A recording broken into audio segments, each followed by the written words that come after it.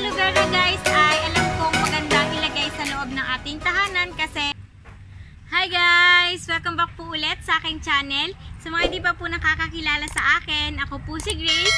And for today's video, ang isi-share ko naman sa inyo ay yung iba pang halaman na nabubuhay kahit walang sunlight. So meron na kasi ako guys nagawang isang vlog about din dun sa mga halamang nabubuhay kahit walang sunlight. So ito po yung part 2 kasi meron pa akong mga halaman na hindi na i-share sa inyo. So disclaimer lang guys na yung mga sasabihin ko sa inyo ay based on our experience and based lang din po sa aking observation na gusto ko pong ibahagi sa inyo. So magsimula na tayo guys. So ang unang-unang halaman na ipapakita ko sa inyo ay ito. So ito guys ay fern. So ito siya. Meron tayo ditong dalawang klase ng fern. So, ito yung isa. Yan. Ito yung common na makikita natin and mabibili lang natin sa murang halaga. So, marami sa atin yung naglalagay sa loob ng ating tahanan. So, ito yung ilan dun sa halaman na makikita natin. So, itong mga fern, pwede natin ilagay sa sala and pwede rin natin ilagay sa CR. Kasi, ang ginagawa nila kapag walang enough space dun sa CR, hinahang po nila para magkaroon sila ng plants sa loob. So, sa CR and sa loob ng ating tahanan, hindi or konti lang yung pumapasok na sunlight. So, etong mga to ay nababagay talaga din dun sa atin. So, etong fern na to guys, yung madalas nating makikita kasi yun, katulad ng sinabi ko, mura and madaling hanapin. So, ang mga fern, basta laging moist lang yung soil nila, okay na sa kanila and nababagay talaga sila sa loob ng ating tahanan. Kasi doon sa mga hindi pa nakakaalam na yung fern ay madalas nakikita sa forest and madalas din silang nakikita sa tabi ng ilog. So doon hindi sila nakakatanggap ng enough sunlight. Pero enough yung humid environment na kinakailangan nila kaya nagtatribe sila doon. So, kahit walang sunlight tayong maibigay sa kanila, basta yung humid temperature yung meron doon sa atin, magtatribe at magtatribe itong ating mga ferns. Hindi rin naman po tayo mahihirapan na maghanap ng klase ng fern na maaari nating ilagay sa loob ng ating tahanan kasi marami rin pong varieties ang mga fern na maaari nating pagpilian. So, ito po yung unang halaman na maaaring mabuhay kahit walang sunlight. So, ayan. Ito po.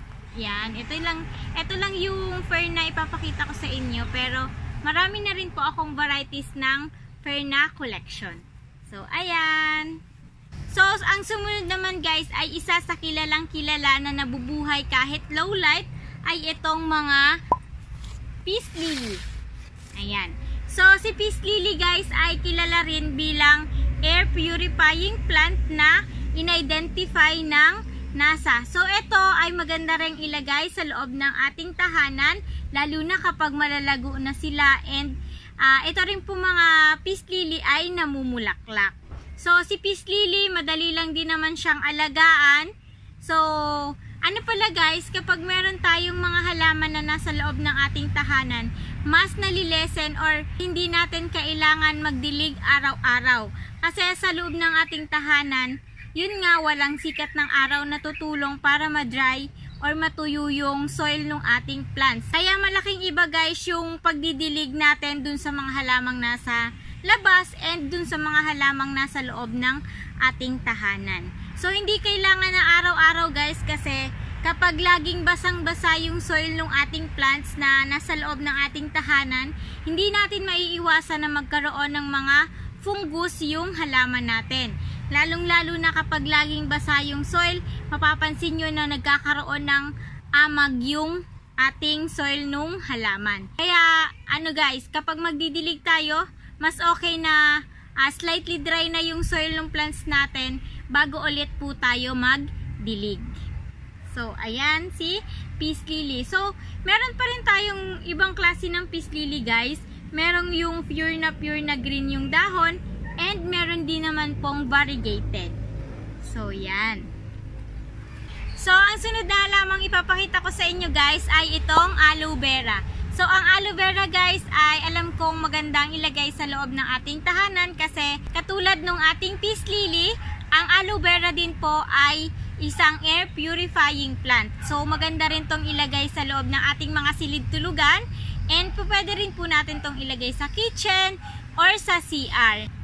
Basta guys, yung mga aloe vera ay wag lang nating i-overwater, so mabubuhay po sila. Kahit hindi natin sila madiligan, kahit isang linggo ay nabubuhay pa rin sila guys, kasi alam naman natin na yung mga dahon niya ay sobrang matubig. So, ayan. So, ang sunod namang halamang ipapakita ko sa inyo guys ay itong Brazil. So, ito si Brazil ay philodendron po. So, pwede po siyang ilagay and nagda-thrive po siya kahit walang sunlight.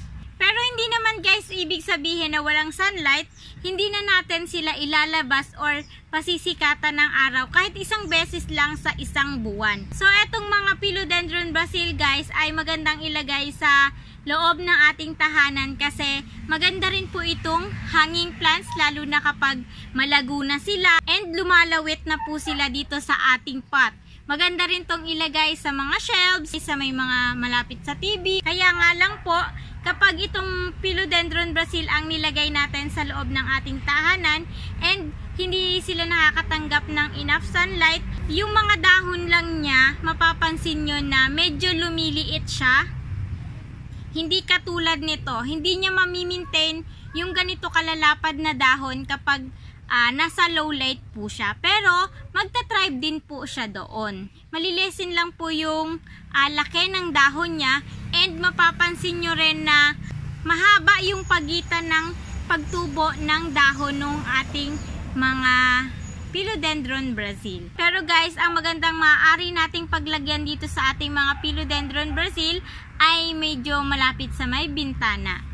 So, isa pa ring variety guys ng philodendron ay itong philodendron micans. So, ganyan, ito lang yung mapapakita ko sa inyo guys kasi marami kaming micans, kaya lang medyo ano na po, sobrang malago na. So, ito lang ipapakita ko. Katulad ng philodendron Brazil guys, ang mga micans ay maaari nating ilagay or nagtatribe talaga sila sa low light. Kaya nga lang, katulad nung sinabi ko rin sa Brazil na mapapansin natin na kapag nasa loob ng ating bahay yung ating mga philodendron micans, mas liliit po yung sizes nung mga dahon nila, unlike kapag nakakatanggap sila nung enough sunlight. So, ayan. So, sumunod naman, etong mga Scindapsus. Ito po ay silver satin. So, maganda rin tong ilagay sa loob ng ating tahanan and nagtatribe din sila sa low light. So, ayan. Katulad din nung unang nasabi ko sa inyo, katulad din nung philodendron Brazil and philodendron micans, kapag nilagay natin siya sa loob ng ating tahanan and hindi siya nakakatanggap ng enough sunlight, mabubuhay sila, pero yung dahon na tutubo sa kanila ay medyo maliliit yung size kumpara dun sa nakakatanggap sila ng enough sunlight. Katulad din ng sinabi ko sa inyo na kapag nasa loob sila ng ating tahanan, mapapansin nyo rin po na yung pagtubo ng dahon nila ay mas mahaba yung pagitan bago sila tubuan ng panibagong dahon. Pero yung iba guys, mas prepared nila na mas mahaba yung pagitan ng tubo ng dahon ng kanilang halaman. So, ito po ay Scindapsus silver satin. Ayan. Isa pa din, hindi pa rin tayo natatapos sa philodendron. Ito naman guys ay philodendron heartleaf. So, ganyan yung itsura niya guys. O, yan. Heart shape din siya. Parang katulad nitong ating philodendron Brazil. And katulad din ng ating philodendron neon heartleaf. Kaya lang ito ay pure green. So, kung mapapansin nyo guys, habang umaakyat dito siya sa pole ay malalaki yung dahon niya. So, yun din guys yung kagandahan ng merong pole yung ating halaman. Kasi kapag nakakapit sila, napapansin ko na yung tumutubong dahon sa kanila ay mas lumalaki. Pero, ito rin, itong ating philodendron heartleaf ay pwede natin and pwede siyang mabuhay kahit low light. Kaya nga lang din, kapag ito rin ay hindi nakakatanggap ng enough sunlight and natutolerate naman nila yung low light, yung sisibol na dahon sa kanila ay medyo liliit po yung sizes. maganda to guys pang style dun sa ating living room. Lalo na kung may medyo mataas yung pole ng ating halaman. So maganda na po ito, lalo na rin kung ito ay malago na. So ayan. So sa philodendron wala tayong problema dyan kasi madali lang din naman talaga sila alagaan. So yung mga pinakita ko sa inyong halaman, wag lang talaga natin silang i-overwater ay hindi sila mamatay. So ayan, patapos na tayo. Isa na lang yung halamang ipapakita ko. Ito naman ay yan, Spathiphyllum sensation. So ayan, ito namang Spathiphyllum sensation guys ay nababagay to dun sa may malalaking space kasi itong Spathiphyllum po ay lumalaki po yung dahon niya and kailangan niya ng malaking space kasi pabuka po yung dahon niya. Kung mapapansin nyo naman guys, ayan, ganyan siya. So, eto rin, kahit hindi natin araw-araw diligan ay okay lang. Kahit walang sunlight ay nagtatribe sila.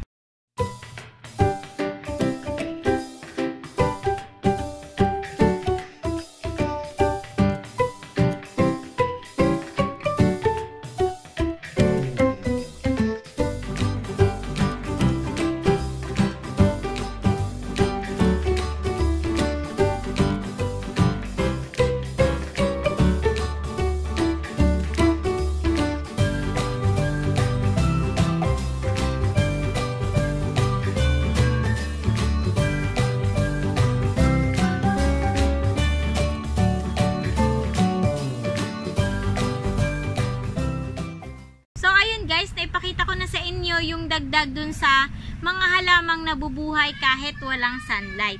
So, ayun, sana po ay nag-enjoy at may natutunan ulit kayo. And kung hindi pa po kayo nakakapag-subscribe, please do subscribe, like and share na din po, and hit the notification bell para updated po kayo sa mga bago ko pang video na gagawin. Thank you for watching! Bye!